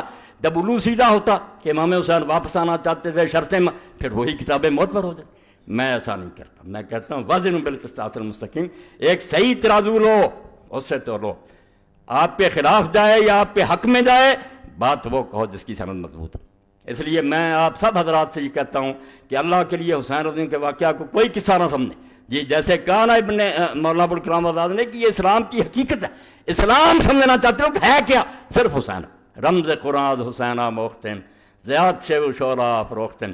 اقبال کہتا ہے قرآن کی تفسیر تو ہمیں سمجھ ہی حسین سے آئی، جب حسین کو سمجھا تو پتہ چلا کہ مسلمان طاغوتوں کے سامنے سر جھکانے کے لیے پیدا نہیں ہوا کہ ظالم تختوں پر بیٹھ جائیں، ہم صرف سر جھکاتے رہیں۔ اور اس پر بھی میں پڑھوں گا کہ جب سے یہ نظریہ ایجاد کیا اہل سنت نے اور اہل حدیث نے کہ متسلط اور متغلب جو تخت پر بیٹھ جائے، بس نظریہ ضرورت کے تحت اس کو تسلیم کرو، میں اللہ کو حاضر ناظر کر کے کہتا ہوں کہ سارے دین کی بربادی اس لیے ہوئی کہ جس چیز سے یہ ڈرے تھے نا کہ اگر مقابلے میں اٹھے تو خون ریزیاں ہوں گی، اس سے زیادہ برائیاں آئیں، خون دینے سے تو بچ گئے، یہ جانیں بچاری چوہوں کی طرح بلوں میں گھس گئے، مگر حرام زادے سے زیادہ حرام زادہ آگے آتا گیا اور امت آج تک بھگت رہی ہے۔ اگر یہ سمجھتے کہ نہیں جیسے میری زمین پر کوئی قبضہ کر لے وہ غاصب ہے، جہاں تک ممکن ہو میرے لیے اس اپنا قطع چھڑانا فرض ہے۔ یہ حکومت جو ہے یہ جمہور کی ملک، کتنے کہتے ہیں جمہوریت کفر ہے، جمہوریت کفر یہودیوں اور عیسائیوں والی ہے کہ 50 سے زیادہ آدمی ہو جائے کہ شراب حلال ہے، ہمارے ایسا نہیں ہے، جو اللہ نے حلال و حرام کر دیا وہی ہے، مگر اس کی تنفیذ کے لیے اس کو چلانے کے لیے جو آئے گی ایجنسی، جو لوگ آئیں گے وہ کیسے آئیں گے؟ تلوار سے لوگ تخت پر بیٹھیں گے، دوسروں کو مار کر جو تخت پر قبضہ کرے وہ طریقہ ہوگا، یا باپ کے بعد بیٹا بیٹھتا جائے گا چاہے نالائق ہی؟ اور اس کے تماشے بھی لوگوں نے پہلی صدی میں دیکھے، حسین رضی اللہ عنہ تو شہید ہوگا مگر یہ رسم بد امیر معاویہ رضی اللہ عنہ نے شروع کر دی سنتاً سریہ، اس کا انجام کیا ہوا؟ پھر حضرت عبداللہ ابن زبیر رضی اللہ عنہ کی بیعت ساری دنیا نے کر لی، ساری دنیا نے یزید کے بعد ان کی بیعت کر لی، صرف شام کا علاقہ رہ گیا، وہاں سے بھی مروان نے تہیہ کیا کہ چلو یار مدینہ چلیں اور ابن زبیر کی بیعت کر لیں، وہ صحابی ہیں، صحابی کے بیٹے ہیں، حضور کی پھوپھی کے اولاد ہیں، جھگڑے ختم کریں۔ یہی عبید اللہ ابن زیاد حرامی یہ ملا اور یزید کا ماموں ملا حسان بن مالک بن بدر، اس نے کہا کیا کر رہا ہے؟ آج تک علی سے جنگیں لڑتے رہے، اس کی رات کے اب ان کے ساتھ جا کر صلح کرتے ہو؟ پھر دیا، مروان نے اپنی بیعت لے لی اور بیعت کے بعد جا کر پھر جنگ لڑی حضرت ضحاک بن قیس صحابی کے ساتھ، وہ ابن زبیر کے حامی تھے، مرج راحت کوئی ایک کربلا، وہاں وہ حضرت قیس بن ضحاک مارے گئے، مروان غالب آ گیا، پھر اس نے مصر بھی چھین لیا، آہستہ آہستہ بعد میں ان کا بیٹا جو تھا عبد الملک بن مروان وہ ظالم، اس نے مکے کا محاصرہ کیا، عبداللہ ابن زبیر شہید کر دیے گیا، درختوں پر ان کی لاش لٹکی رہی، یہ صحیح مسلم میں پڑھ لیں آپ، ظالموں نے کیا حشر کیا۔ اور حضرت اسماء بنت ابی بکر کو حجاج نے کہا تیرا بیٹا منافق تھا، آج کہتے ہیں کسی صحابی کو برا، حجاج نے سامنے کہا ابو بکر صدیق کی بیٹی کے رسول اللہ کی سالی اور ابن زبیر کی عبداللہ بن تیرا بچہ منافقین کا سردار تھا، اس نے کہا نہیں وہ نمازی تھا، حاجی تھا، دین پر تھا، اور بعد میں لاش کئی دیر لٹکی رہی اور ابن حضرت اسماء لونڈی کو ساتھ لے کر گئی، نظر نہیں تھی، اور اپنی لونڈی سے پوچھا کبھی وقت نہیں آیا کہ سواری سے اتر جائے، لاش لٹک رہی تھی، ان ظالموں کی باتیں کرتے۔ تو مروان نے جب یہ سارا دھندا چلایا اور جس نے مشورہ دیا تھا یزید کا ماموں حسان بن مالک بن بہادر الکلبی، یعنی مسلمانوں کی حکومت کیسے تماشا بنی، رونا یہ کہ جو اتنی بڑی عظیم شے تھی رسول اللہ کی خلافت کہ یہاں قدم رکھتی ہوئے ابو بکر صدیق اور حضرت عمر ڈرتے کہ نہیں اور کسی کو بنا لو، وہ تماشا بن گئی، لوٹ کا مال بن گئی۔ کہیں مروان اٹھ کھڑا ہوا اور مروان نے حضرت ضحاک بن قیس کو قتل کیا۔ اب وہ جو حسان بن مالک بن بہادر تھا اس کا یزید کا بیٹا آگے خالد تھا، اس نے کہا بھائی مروان میرے بانتے کے بیٹے کو دو، ہاں اپنے پاس اس کو خلیفہ نامزد کرو۔ اب ایک تو شرارت اس مروان نے یہ کی کہ خالد کی ماں اپنے نکاح میں لے آئے اس کو ذلیل کرنے کے لیے کہ یزید کی بیوی کر لی تاکہ خالد بول ہی نہ سکے کہ میری ماں کا تو شوہر ہے۔ اور دوسری طرف جب وہ محفل میں آتا ایسی بد زبانی اور بدگوئی کر یبن رتبہ، اے بڑی نرم و نازک چوتڑوں والی کی بیٹا، بڑا ذلیل ہوا۔ اس نے جا کر ماں سے ایک دن کہا کہ تو یہ نکاح نہ کرتی تو میں یہ دن نہ دیکھتا۔ اس نے کہا اب چپ کر جا، ذکر نہ کرنا، ہو جائے گا ٹھیک۔ اس نے اپنی لونڈیوں کے ساتھ طے کیا یہ اسلامی خلافت کا رونا پہلی صدی رسول اللہ کی گدی کیسے ان لوگوں نے ذلیل کی۔ صحابہ بیٹھے رہ گئے، بڑے بڑے مجاہدین بدر احد کے بیٹھے رہ گئے، اور یہ ایسے بچے بیٹھنے شروع ہو گئے۔ اب اس نے جب آیا مروان تو پوچھا مروان نے کہ خالد نے میرے بارے میں کوئی بات نہیں کی تھی؟ انہوں نے کہا نہیں، اس نے کیوں کہنا تھا، وہ تو آپ کا بڑا ادب کرتا۔ مطمئن کر دیا، مگر جب رات کو سویا اس نے سرہانا گلے پر رکھا، آپ بھی اوپر بیٹھ گئی، لونڈیاں بھی بیٹھ گئیں، اسی طرح یہ خبیث مرا۔ 6 مہینے صرف حکومت کی، مگر اپنے بعد خالد کو دینے کی بجائے وہ ماموں نے جو چکر چلایا تھا نا یزید کے، کہ میرے باندے کے بیٹے کو وہ نہیں کیا، اپنے بیٹے عبد الملک اور عبدالعزیز کے لیے وصیت کر گیا۔ خلافت مذاق بن گئی کہ اپنی نسل میں باندھتے پھرو، مسلمان بس منہ میں گنگنیاں ڈال لے بیٹھے رہیں، تماشا دیکھتے رہیں کدھر جاتی۔ بعد میں ایسے ہوا، وہ خالد بھی تنہا رہ گیا، یہ خلیفہ بن گیا عبد الملک نے اب کیا کیا؟ چچا کا لڑکا تھا عمر بن سعید اشدق، جس کے بارے میں امام شوکانی لکھتے ہیں کہ آج تک اسلام کی آنکھیں رونے سے بند نہیں، جو ظلم اس نے کیے خبیث نے، اسلام کی آنکھوں سے آج تک آنسو ٹپک رہے ہیں۔ ایسے ظالم سلط کیا میرے معاویہ، یہ ایک حسین کی بات ہے، حسین بیچارہ کیوں نہ میدان میں آتا؟ اس نے دیکھا کہ آج رسول اللہ نہیں ہے، آج علی نہیں ہے، آج حسن نہیں ہے، میں ہی حضور کا جانشین۔ اور یہ سارے سمجھتے ہیں کہ ساری دنیا اگر بیعت کر رہے تو انہیں نہیں ٹھنڈ پڑ سکتی، یہ توقع کرتے ہیں کہ رسول اللہ کا بچہ بیعت کرے۔ میں اگر یہ اعلان کر دوں کہ یہ خلیفہ برحق ہے، نمازیں نہ پڑھنے والا، شراب پینے والا، تو میں نے تو رسول اللہ کا دین جو اس کی بیع کر دی، حضور کا دین جو اپنے ہاتھ سے دفن کر دیا۔ میں جان دے سکتا ہوں، میرے بچے مارے جا سکتے ہیں، میری بچیاں شہروں میں گھمائی جا سکتی ہیں، مگر میں یہ بات نہیں مان سکتا، ایسا نہیں ہو سکتا۔ کانپ اٹھے ارض و سما، دشت و جبل تھرا اٹھے، خاک پر جس وقت تڑپا فاطمہ کا لاڈلا۔ آج میرے تمہارے لیے تو حسین ایک نام ہے، مگر اس صدی کے لوگ تو جانتے تھے کہ یہ رسول اللہ کا کیا تھا، حضور کس طرح اپنے پہلو میں بٹھاتے تھے، دعائیں کرتے ہیں اللہ میں حسن اور حسین سے محبت کرتا ہوں، تو بھی ان سے محبت رکھنے والوں سے محبت رکھ۔ اور کسی موقع پر فرمایا کہ ابھی فرشتہ نازل ہوا جس نے کہا کہ یہ دونوں جنت کے جوانوں کے سردار ہیں، ذکر ہی نہیں کی۔ یہ کتاب میں اور رسالے آ رہے ہیں، حرام ہے اگر ذکر کریں کہ حضور نے خبر نہیں دی تھی، فرشتہ کیا شہید ہوا، سن لیں، ان سے مطالبہ کریں کہ مولا یہ حدیث نہیں پڑھی، حضرت ابن عباس نے رسول اللہ کو اس طرح غمگین نہیں دیکھا، اور حضور نے فرمایا نہیں کہ فرشتے نے اطلاع دی کہ یہ دونوں جنت کے جوانوں کے سردار ہیں۔ اگر اس طرح کے احمق اور متکبر اور مغرور ہیں، صرف نسلی غرور میں پھنسے ہوئے مرتے پھرتے، کس لیے جنت کے سردار ہیں؟ حضور کے زمانے میں تو بچے تھے، کیا کارنامہ انہوں نے کیا کہ حضور نے یہ سرٹیفکیٹ دیا؟ اگر ان کے یہ کارنامے غلط ہیں تو کیوں حضور نے کہا جنت کے جوان؟ پھر تو یہی بات ہوگی نانے نے اپنے نواسوں کی تعریف کر دی، معذ اللہ دین تباہ ہو جائے گا۔ اور یہ بھی کہا کہ ان کی ماں فاطمہ جنت کی عورتوں کی سردار، اور ساتھ ہی یہ کہا، بچے نے سن کر جا کر پھر ایک عالم دین سے پوچھا کہ یہ بھی کبھی پڑھا؟ انہوں نے کہا یہ نہیں پڑھا۔ اس نے جب کہا نکالو سلسلہ طلب، انہوں نے کہا یار آپ کی وسعت سے یہ حدیث بھی میرے علم آ گئی، میرا نہیں بتایا کہ آپ نے فرمایا یہ دونوں جنت کے سردار ہیں، وابوہ خیر منہما، اور ان کا باپ ان دونوں سے بھی بہتر ہے۔ اور ایک دن رسول کریم علیہ السلام آئے، رات کا وقت تھا، حضرت فاطمہ رضی کے گھر میں تھے، بچہ جاگا، اس نے پانی مانگا، دوسرے میں بھی جاگ پڑے، حضرت حسن حسین دونوں، دوسرے میں مانگا، حضور پہلے کو دینے لگے تو حضرت فاطمہ رضی نے کہا کہ رسول اللہ آپ کو یہ زیادہ پیارا؟ فرمایا نہیں زیادہ پیارا نہیں، دونوں نے مانگا مگر اس نے پہلے مانگا۔ اور اس وقت کہا کہ کیا فاطمہ تم اس پر خوش نہیں ہو کہ تمہارا خامد اور تمہارے دونوں بچے وہاں ہوں گے جہاں جنت میں ہوں گا؟ ایسے لوگوں کے بارے میں زبانیں دراز کی ہیں، رسالے لکھتے ہو، اور ہم اگر جواب دیتے ہیں چلاتے ہیں، رسالے دے دوں گا آپ لوگوں کو اور یہ کتابیں بھی دے دیں، جھوٹی، سر سے پاؤں تک جھوٹی ہیں، اور وہی خرافات اکٹھی کی ہیں جن کتابوں کہتے رہتے ہیں جھوٹ کے پلندے، ان کا ہی سہارا لیتے ہیں۔ بھائی حدیثوں کی طرف آؤ، صحابہ کرام نے کیا کہا تھا؟ جب لوگوں نے یہ بات سنی، حضرت عبداللہ ابن عمر جن کا حوالہ دیا، ان کا تو یہ تاثر تھا صحیح بخاری میں کہ ان سے ایک عراقی نے پوچھا کہ اگر کوئی آدمی حالت احرام میں مکھی مار لے یا مچھر ہے اس کا کیا حکم ہے؟ تو آپ نے پوچھا کس عراقی کا ہے؟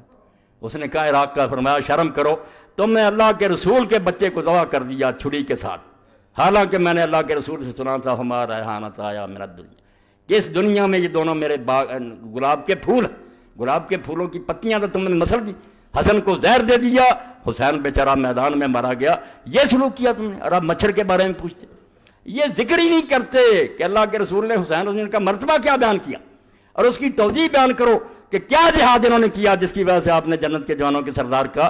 اگر یہ غلط کام ہے، صرف کوفیوں نے انہیں بیوقوف بنایا تھا، اور کوفیوں میں سے ان کو کسی کو نصیب نہیں کہ حضرت سلیمان بن سرد کا پتہ کرے کہ وہ صحابی رسول. اگر صحابہ کا آپ کو اتنا لحاظ ہے، صحابی جلیل نبیل فاضلہ، ان کی شہادت کا پڑھو، انہوں نے بلایا، انہوں نے بعد میں خون کا 2 رہ گئے تھے، حسین اور ابن زبیر، چلو تیسرا سلیمان بن سرد کو تو ملاؤ، ہاں اس کا تو ذکر کرو کہ وہ بھی تھا. حالانکہ ذکر آگ پہ سامنے آ جائے گا، کوئی نہیں مانتا تھا، کسی نے اس حکومت کو نہیں مانا تھا. صحابہ کیوں چپ تھے وہ بھی بتا دوں گا. اہل سنت کے علماء بتائیں گے جب تلوار سر پر کھڑی ہو تو دین اجازت دیتا ہے. کچھ لوگ آسانی کا راستہ اختیار کریں، اس لیے جس کو کہتے ہیں وہ بہت محقق گزرا ابن خلدون، اس نے کیا کرا کہ یزید کے فسق میں تو کوئی شبہ نہیں، فاسق فاجر تھا.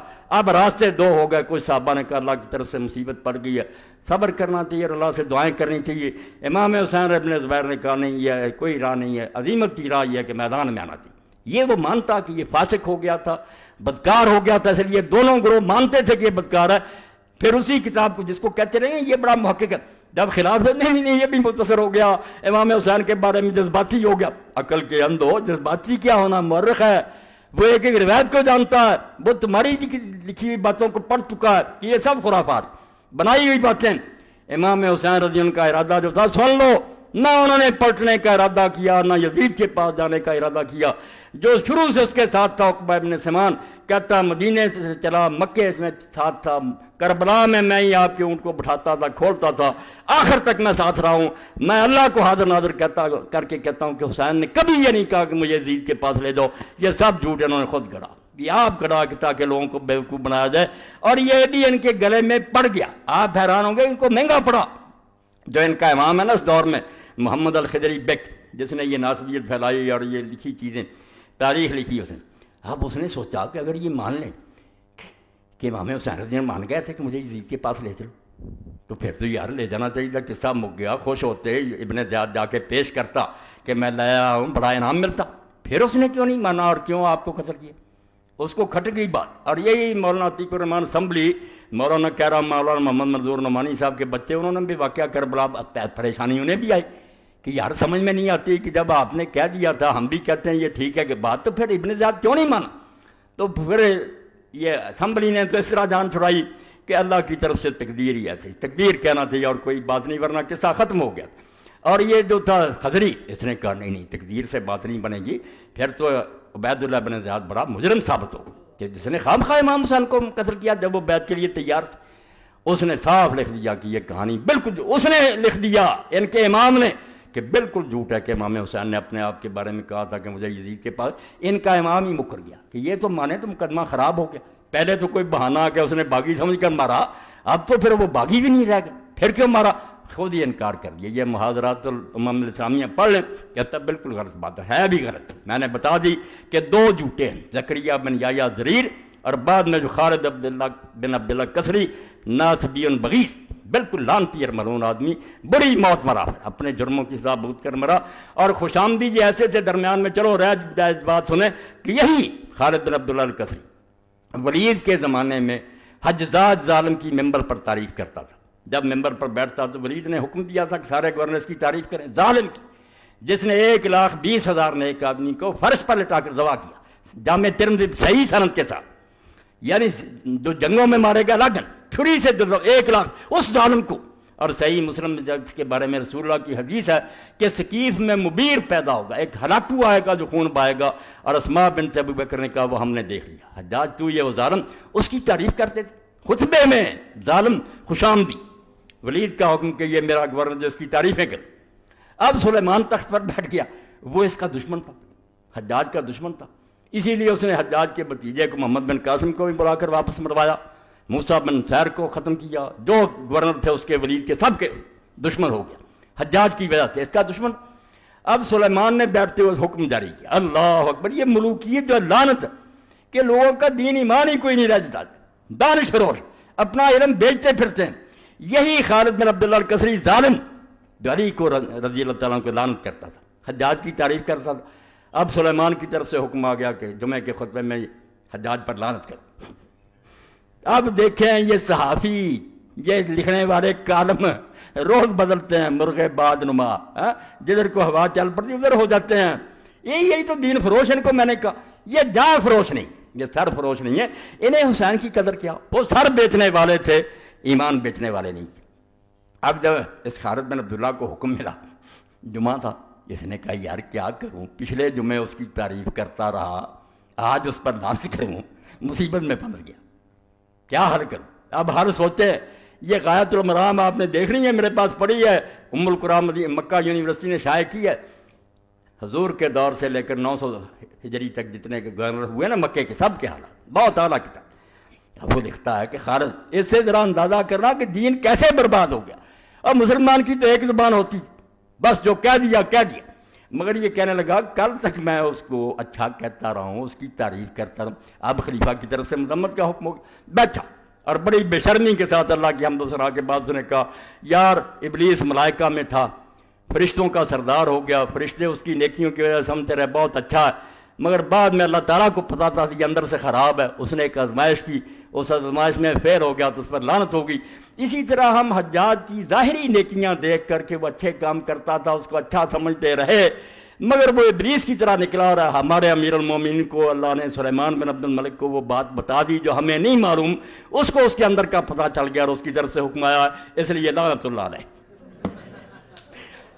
کمال ہو گئی یار، اسلام کے ساتھ ٹھٹھا مزہ، یہ ایک آدھا نمونہ ہے، ورنہ جو انہوں نے مچڑی مچائی نا، جو اسلام کا ٹھٹھا کیا کہ عبد الملک جو تھا اس کا چچا کا لڑکا عمر ابن سعید اشتک ظالم، اب وہ بھی حکومت کے لیے اٹھ کھڑا ہوا کہ میں بھی اسی خاندان، چاچے تائے کی اولاد جیسے جائیداد مانتے ہیں، مجھے خلاف نہ کوئی صحابی نہ ولی نہ کوئی امام، وہ بیچارے سارے مغلوب، تماشا دیکھتے ہیں، تخت روز بدلتا رہتا، بلکہ اس نے چڑھائی کر دی۔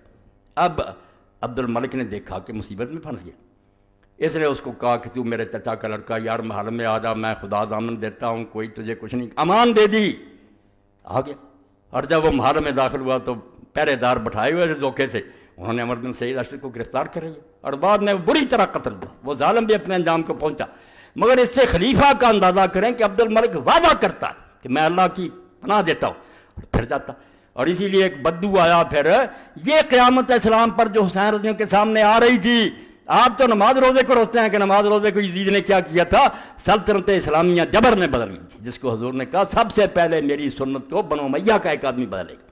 اب وہ ڈھونڈو کون ہے، اگر امیر معاویہ نہیں ہے تو بتاؤ کون ہے جس نے سنت بدلی۔ وہ علامہ البانی صاف لکھتے ہیں کہ امیر معاویہ ہیں جنہوں نے اس کو بجائے شورا کی وراثت بنا دی۔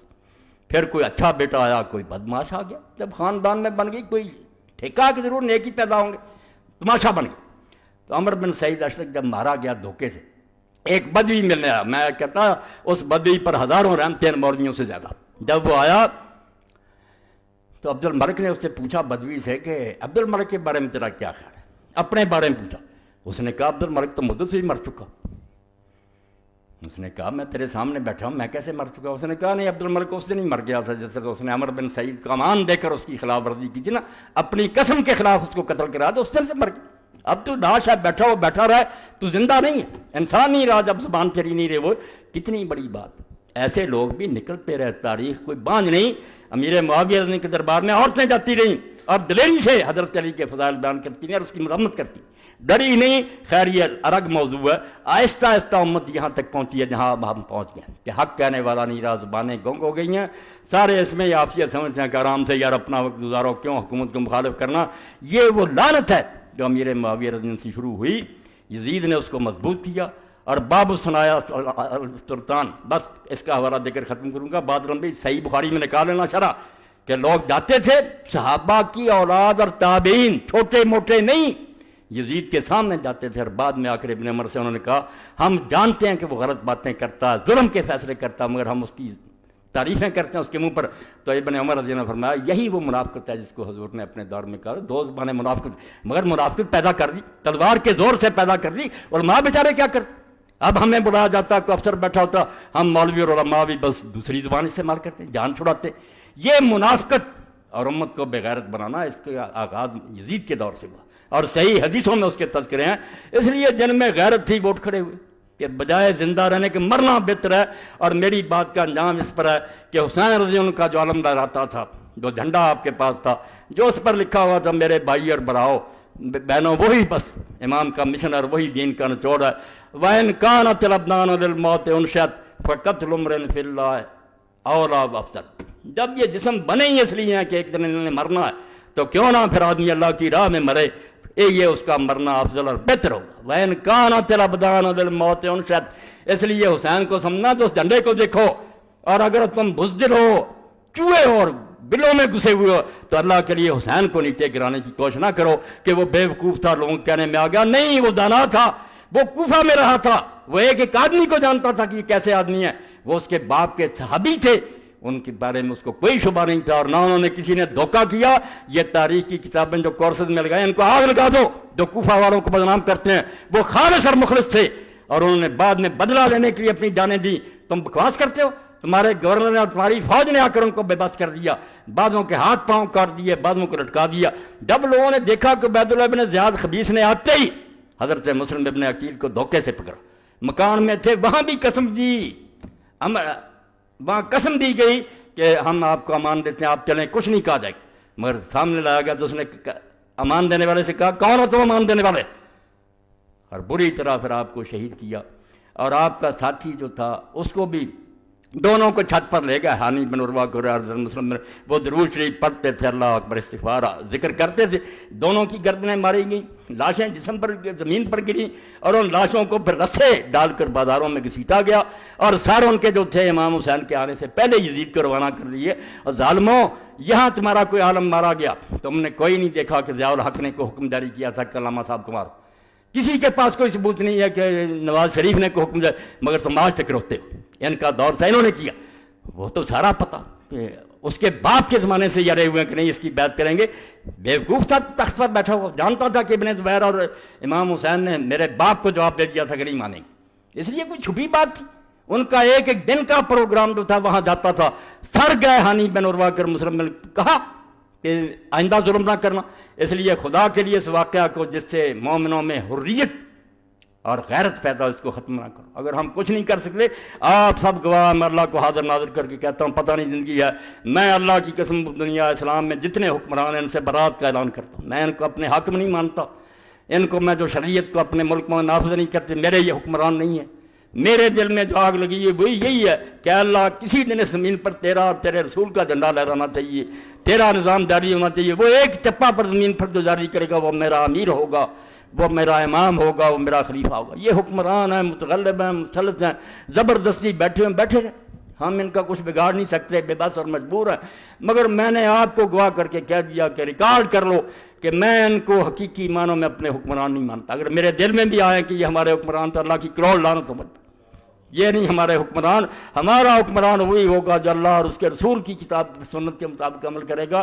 اور یہ امام حسین کی تحریر سے میں پڑھوں گا کہ انہوں نے جو خط لکھا، تم کہتے پتہ ہی نہیں چلتا امام حسین کا کیا مقصد، یہ یوسف لکھتا ہے، اب پتہ تو تب چلے جب آپ کے خطبے اور آپ کے خط پڑھے، جب آپ نے پڑھنا ہی نہیں تو آپ کو پتہ کیا چل رہا۔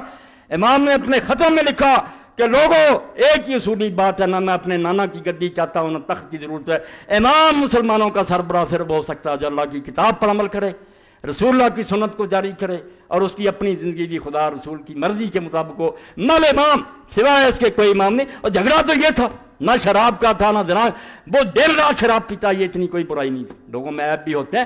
بدماشی یہ تھی کہ مسلمان دیکھتے رہ گئے اور تلوار کے زور سے ایک شخص کو بٹھا دیا گیا، اور جس غریب نے یہ کہا کہ یہ کیا ہو رہا ہے، مسجد نبوی میں پڑھوں گا صحیح بخاری سے کہ انجام کیا ہوا، امیر معاویہ کے گھر نے کہا پکڑ لو اس کو، اور وہ حضرت عبد الرحمن بن ابی بکر، اس کا نام ہی نہیں ہے، عبد الرحمن بن ابی بکر رضی اللہ تعالیٰ عنہ بھاگ کر اپنی بہن ام المؤمنین عائشہ کے گھر میں گھس گئے، پھر بچے، اور پھر بھی اس ملعون نے وہاں کہا کہ یہی ہے جس کے بارے میں قرآن میں سورہ احقاف اتری ہے، اللہ نے لعنت کیا اس پر۔ تو اماں بولی، پھر اس نے کہا بکواس کرتا تو، جھوٹا تو، ہمارے بارے میں ابو بکر کے خاندان کے صرف وہ آیتیں اتری ہیں جن میں میری بریت کا اعلان ہے، اور کوئی آیت نہیں اتری۔ تیرے باپ پر اللہ کے رسول نے لعنت کی تھی جب تو اس کی پشت میں تھا، اس لیے اس لعنت کا اثر تجھ میں بھی ہے۔ یہ اماں کے خطبے اور عبد الرحمن بن ابو بکر کے خطبے کس طرح مروان کے سامنے اس نے کہا کہ یہ کون سی حکومت ہے جو تم قائم کر رہے ہو، ہرکلیہ و کیسریہ، یہ کافر بادشاہوں والا رواج ہے تم دینا چاہے، بیچارے کو وہاں گرفتار کرنے کا حکم دیا، اور پھر وہ مدینہ شریف نہیں رہ سکا، مکہ بھاگ گیا غریب، حسین تو بھگتتا رہا نا رضی اللہ عنہ، یہ عبد الرحمن بن ابی بکر مکے چلا گیا، اور مکے نہیں رہنا نصیب ہوا، پہاڑوں میں چھپ گیا امیر معاویہ کے دور میں، حبشی 10 میل دور مکہ، اور وہیں سو گیا اور اچانک مر گیا۔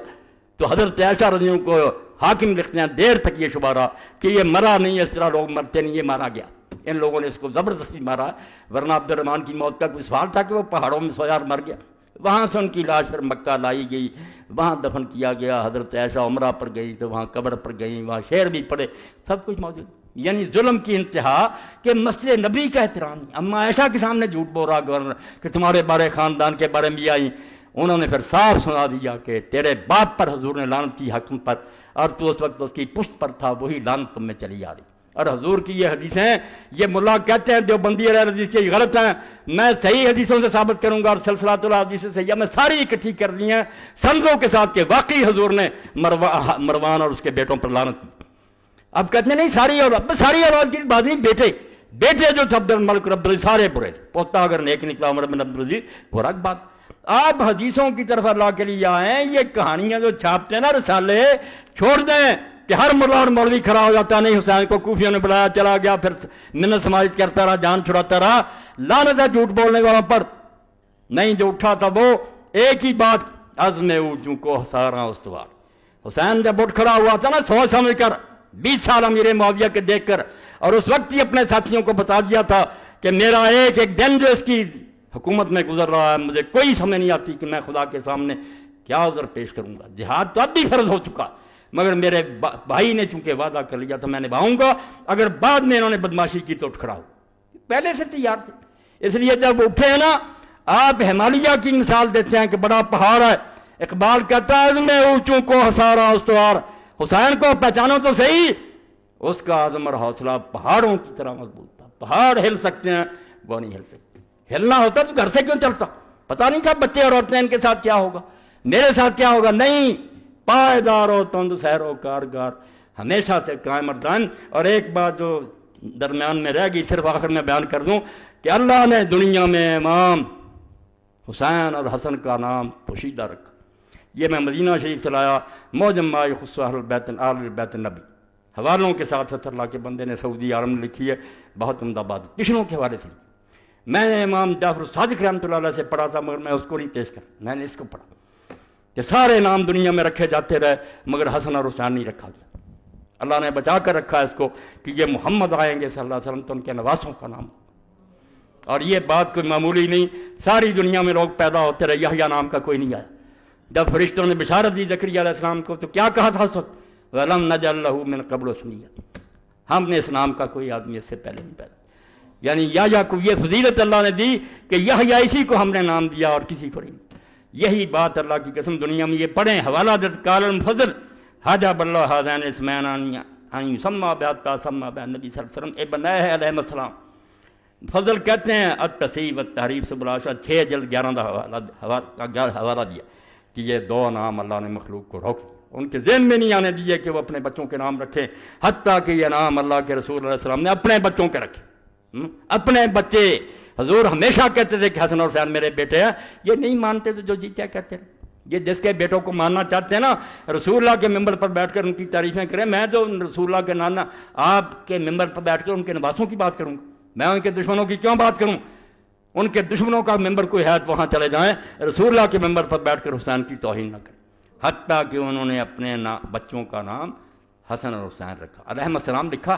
اب یہ سارے چیز اٹھنے ہو، حسین علیہ السلام کہتے ہیں بھائی بخاری شریف سے نکال دو، وہاں فاطمہ علیہ السلام لکھا متن میں، حسن علیہ السلام سے آئے میرے پاس، چھوٹے سے بچے ابراہیم کے لیے علیہ السلام لکھا جو فوت ہو گیا تھا، رسول اللہ کی بچی ام کلثوم کے لیے علیہ السلام لکھا۔ تم کون سا دین لیے پھرتے ہو؟ امام بخاری سے زیادہ دانا، نیر الاوطار شوکانی کی پڑھو، سبل السلام پڑھو علامہ ثنانی کی، علی علیہ السلام، حسن علیہ السلام، کیوں ظالموں تم ناراض ہوتے ہو؟ یہ رسول اللہ کے خاندان کی عزت ہے۔ اما حسن و حسین الموجود فی انصاب الطیف فالاول بسکون الثانی سین والثانی بفتح کسر سین۔ وہ کہتے ہیں بنو طے جو حاتم طائی کا قبیلہ وہاں مل جاتے ہیں حسن حسین، حوالہ دیا لغت نویس نے کہ وہ حسن ہے، سین پر جزم ہے، حسن، یہ حسن ہے پر بھی زبر، سین پر، یہ حسن ہے رسول اللہ کا بچہ، وہ حسن، سین پر جزم۔ اور دوسرا نام جو وہاں پایا جاتا ہے حسین، زیر ہے نیچے اور آگے یہ ہے، یہاں ہے حسین، اس لیے حسن ہے پر زبر، سین پر زبر، اور حسین یہ نہیں کسی کے نام رکھے، یہ اللہ کے رسول کے بچوں کے رکھے گئے۔ اور جب ہم صحیح بخاری میں پڑھتے ہیں، کیا کروں وقت ہی نہیں ملتا، اللہ کا رسول جب اپنے بچوں کو دم کرتا تھا حسن اور حسین کو، تو کیا کہتا تھا اس وقت؟ کن کی مثال دیتا تھا؟ فرماتا تھا اللہ کا رسول علیہ الصلوۃ والسلام کہ یہی وہ دم ہے جو میرا باپ ابراہیم اپنے بیٹے اسماعیل اور اسحاق پر کرتا تھا۔ کن کا حوالہ دیتا تھا؟ حسن اور حسین کو کن کے ساتھ ملاتا تھا کہ جیسے میرا باپ ابراہیم اسماعیل اور اسحاق کو دم کرتا تھا، میں انہی الفاظ کے ساتھ اپنے بچے حسن اور حسین کو دم کرتا۔ اس لیے میرے بارے میں اگر کوئی کہتا ہے نا کہ مولا کو روک دوں گا، یہ کروں گا، روتا رہے چیختا رہے، میرے جسم میں جب تک جان ہے میں اللہ کے رسول کی اولاد کا دشمن نہیں ہو سکتا۔ میرے جسم میں یہ سما گئی ہے اور میں سمجھتا ہوں کہ میری سب سے بڑی سعادت یہی ہے کہ میرے پاس اور کچھ بھی نہیں ہے، تو ایک بات ہے کہ میں رسول اللہ کی اطرت کا اور حضور کی اولاد کا خادم ہوں، ان کے پاؤں کا گرد راہ اپنے آپ کو سمجھتا ہوں، اور یہ کوئی جذباتی بات نہیں۔ میں نے اس پر ہزاروں دفتر پڑھے ہیں، حدیث کے، تاریخ کے، تفسیر کے، فقہ کے، علم کلام کے۔ یہ باتیں صرف تاریخ میں نہیں، ہر جگہ بحث ہوئی ہے۔ تفسیر کی کتابوں میں علماء نے بحث کی ہے، حدیث کی کتابوں میں بحثیں ہوئی ہیں، فقہ میں آئی ہے۔ اس لیے ان دفاتر کو تم دریا برد کرنا چاہتے ہو اور ممبر رسول پر بیٹھ کر جھوٹ بولتے اور رسالے لے کر چاہتے ہو کہ اس آسمان جیسی روشن بات درمیان امتاں کہواں جناب ہم تو حرف قدح اللہ در کتاب۔ کہتا حسین کو سمجھنا ہے تو جیسے قرآن مجید میں سورہ اخلاص ہے نا سب سے اعلیٰ، اس طرح امت میں اس وقت ان سے بہتر کوئی نہیں تھا۔ وہ کہواں جناب آسمان کا بلند ستارہ تھا، تم پاؤں کے نیچے دار رونا چاہتے؟ جاؤ رونتے رہو، تمہارا حشر اللہ تعالیٰ یزید اور شمر اور ابن زیاد کے ساتھ کرے، اور اللہ تعالیٰ قیامت کے دن مجھے اپنے رسول اور اس کی اولاد کے قدموں میں جگہ دے دے، میں ان کا ایک ادنا غلام اور کتا بن لوں۔ میرے لیے بھائی یہی سعادت ہے، آپ جو پسند کرنا چاہتے کریں۔ وآخر دعوانا ان الحمدللہ رب العالمین وصلی اللہ تعالیٰ علی خیر خلقہ محمد وآلہ واصحابہ اجمعین۔ الحمدللہ وسلام علی عبادہ الذین اصطفیٰ۔ اعلان: خلافت راشدہ منٹگمری بازار کانفرنس 12 فروری بروز اتوار بعد نماز عشاء خلافت راشدہ کانفرنس منعقد ہو رہی ہے، جس میں جید علماء کرام تشریف لا رہے ہیں۔ شرکت کی پرزور اپیل ہے۔ منٹگمری بازار فیصلہ آباد 12 فروری بروز اتوار بعد نماز عشاء۔ تحریک اسلامی کے اجتماع پرسوں بروز اتوار مورخہ 13/2/5 وقت 9 بجے شروع ہوگا۔ احباب شرکت فرمائیں۔ ماہ فروری کا حفظ مسجد کے گیٹ پر حاصل کر رہے ہیں۔ قاری شفیع اللہ صاحب سے رسالہ لے لیں۔ موجودہ اسلامی مہینوں کے نام کب اور کس نے رکھے تھے؟ اسلامی مہینوں کی ترتیب یعنی پہلا اسلامی مہینہ محرم الحرام کس دور میں کس نے تجویز؟ برائے مہربانی سوالوں کے جواب دے کر مشکور میں لمبا ہو جائے گا۔ خلاصہ یہ ہے کہ 17 ہجری میں 17 ہجری حضرت عمر رضی اللہ عنہ نے اس بارے میں مشورہ کیا کہ یہ خط جو آتے ہیں اور حساب کتاب صوبوں سے آتا ہے، اس میں لکھا ہوتا ہے شعبان میں یہ کرو، رمضان میں کرو، مگر کوئی پتہ نہیں چلتا کہ پچھلے رمضان کی بات ہے آگے کی۔ اس لیے مسلمانوں کو بھی چاہیے کہ اپنا کوئی سن مقرر کریں۔ تو اس وقت پھر حضرت علی رضی اللہ عنہ اور دوسرے صحابہ کے مشورہ سے یہ سن ہجری مقرر ہوا۔ 17 ہجری تھی، حضرت امیر المومنین عمر رضی اللہ تعالیٰ عنہ کا زمانہ تھا، اور پھر سب نے یہی تجویز کیا کہ محرم کا مہینہ جو ہے اس کو ابتدا کے لیے چننا چاہیے، کیونکہ آپ کو پتہ ہے کہ 12 مہینے سال کے، جن میں سے 4 مہینے اربعۃ حرم ادب کے مہینے ہیں، 4 حرام کیے اللہ نے، 3 اکٹھے ہیں، ذی القعدہ، ذی الحجہ اور یہ محرم۔ یہ حج کے لیے عربوں نے مقرر کیے تھے، اللہ نے انہیں ہدایت دے دی، ورنہ حج نہیں ہو سکتا تھا۔ جس طرح عرب کے حالات تھے، حرم سے باہر تو لوگ اس کے لیے جاتے تھے، ڈاکے پڑتے تھے، حج کے لیے اللہ نے ان کے دلوں میں ڈال دی کہ یہ 3 مہینے تلواریں میان میں کر رہے تھے۔ ڈاکوؤں کے قبیلے بھی کیل ٹھوک دیتے تھے اپنی تلواروں پر، کیا اپنی چھیڑ 2 مہینے آنے جانے میں لگتے، محرم تک پھر اپنے گھروں میں یہ 3 جو مہینے تھے یہ حرام اکٹھے، اور ایک رجب ہے جو عمرے کے لیے رکھا ہوا تھا کہ بعد میں عمرے کے لیے آتے تھے، پھر لوگ جب سفر کے نشان مٹ جاتے تو 4 مہینے۔ تو یہ حرام مہینہ جو ہے، حرام کہتے ہیں ادب والا، حرام وہ نہیں کہ نجائز، ادب والا مہینہ، تو حضرت عمر رضی اللہ تعالیٰ عنہ کے زمانہ میں ہی ہوا۔ اچھا، فتاوی آن لائن کی ویڈیو کے سی ڈی جو ابھی تک ریکارڈ ہو رہی حکیم امجد سلام سے مل سکتی ہے۔ فتاوی آن لائن پر میں جو جواب دیتا ہوں۔ تبرک پیش خدمت میں مہربانی فرمائیں۔ کلمہ طیبہ یا حیو یا قیوم آیت کریمہ، یہ مولانا فقیہ اللہ صاحب کے بچے نے یہ ساری تیار کی ہیں گھروں میں سجانے کے لیے، بہت اچھی چیزیں ہیں، ان سے لے لیں، بابرکت کلمے اپنے گھروں میں ہونے چاہیے۔ ہم نے 2 ماہ پہلے اعلان کیا تھا مولانا کے ساتھ عمرہ کرنے کا، یہ اعلان دوبارہ سن لیں، دہرایا جا رہا ہے۔ 20 کے قریب لوگوں نے نام لکھا دیے تھا، وقت قریب آ رہا، لکھا دے نام انشاءاللہ۔ ہم نے 2 ماہ پہلے اعلان کیا تھا مولانا صاحب کے ساتھ عمرہ کرنے کا، تقریباً 20 آدمیوں نے نام لکھوائے تھے۔ 15 مارچ تک اپنے پاسپورٹ اور 25,000 روپے ایڈوانس جمع کرا دیں جو لوگ مولانا کے ساتھ عمرہ پر جانا چاہتے ہیں۔ شکریہ، یہ اعلان آپ لوگوں تک دوبارہ پہنچا دیا، اس لیے 15 مارچ تک اپنے پاسپورٹ اور پیسے جو ہیں مظاہر صاحب تک پہنچا دیں تاکہ یہ قافلہ بند ہے، اور ہم ویسے ہی جیسے میرے آقا مولا ساری عمر کی کمائی لے کر پھر حجۃ الوداع میں گئے اور سارے عرب میں اعلان کر دیا، ایک ہی حج آپ نے کیا نا، اور وفات سے چند مہینے پہلے، کہ میں اللہ کے گھر میں حاضری دے رہا ہوں، یہ گلدستہ ہے میرے ہاتھ میں جو لاکھوں بندے میں نے تیار کیے۔ پھر کیسے بنا؟ صحابی کہتا ہماری نظر آپ کی اونٹنی کے آگے پیچھے دائیں بائیں جدھر جاتی تھی سارے ہی سر نظر آتے تھے، اور اللہ کی طرف سے بھی حکم آیا کہ ان کو ذرا کہیں ان یرفعوا اصواتهم بالاحلال، کہ لبیک اونچا کہیں، مجھے مزہ آتا ہے۔ تو وہ قافلہ کیسا تھا، اور جب حضور نے یہ اعلان بھی کر دیا کہ یہ شاید میری تمہاری آخری ملاقات اور پھر تم مجھے نہ دیکھ سکو، اس لیے سارا عرب آ گیا۔ اور حدیث پاک میں آتا عورتیں آ رہی، بچے آ رہے، میدان عرفات میں میرا میں آپ کی اونٹی گرد، اور سارے ایک دوسرے کو کہتے ہاذا محمد ہاذا یہ اللہ کا رسول ہے، بھائی سیر ہو کر دیکھ لو۔ حضور نے اعلان کر دیا کہ پھر ملاقات نہیں ہوگی، اس لیے کوئی پتہ نہیں کہ زندگی کا یہ آخری سفر ہو، تو اگر لوگ کچھ جانا چاہتے ہیں تو اللہ توفیق دے تو ساتھ چلیں انشاءاللہ۔ میرے اور آپ کے لیے یہ سفر اللہ ببرکت کرے گا۔ اللہم صلی علی سیدنا و مولانا محمد وعلی آل سیدنا و مولانا محمد وبارک وسلم۔ اللہم اغفر للمؤمنین والمؤمنات والمسلمین والمسلمات الاحیاء منهم والاموات، ان اللہ یامر بالعدل والاحسان وایتاء ذی القربى وینہی عن الفحشاء والمنکر والبغی یعظکم لعلکم تذکرون۔ محمد وآلہ واصحابہ اجمعین۔ اللہم انصر الاسلام والمسلمین واخذل الکفرۃ والمشرکین۔ ربنا افرغ علینا صبرا وثبت اقدامنا وانصرنا علی القوم الکافرین۔ ربنا لا تجعلنا فتنة للقوم الظالمین ونجنا برحمتک من القوم الکافرین۔ اللہم احسن عاقبتنا فی الامور کلها واجرنا من خزي